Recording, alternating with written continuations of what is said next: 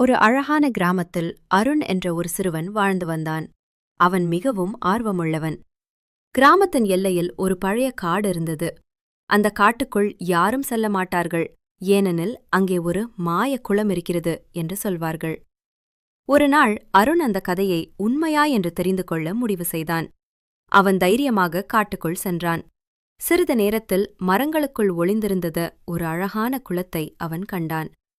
அந்த குளம் நீல குளம் நீல ஒளியுடன் ஜொலித்தது. அருண் மெதுவாக குளத்தருகே சென்றான்.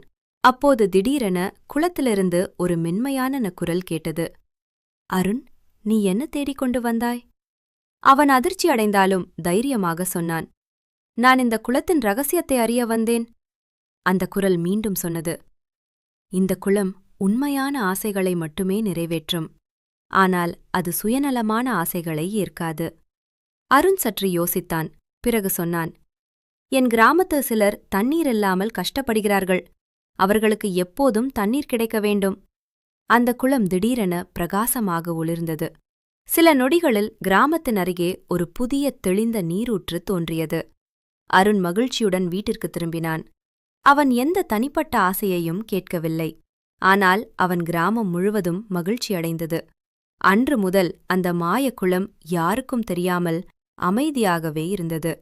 ஆனால் நல்ல மனம் கொண்டவர்களுக்கு அது எப்போதும் உதவி செய்ய தயாராக இருந்தது.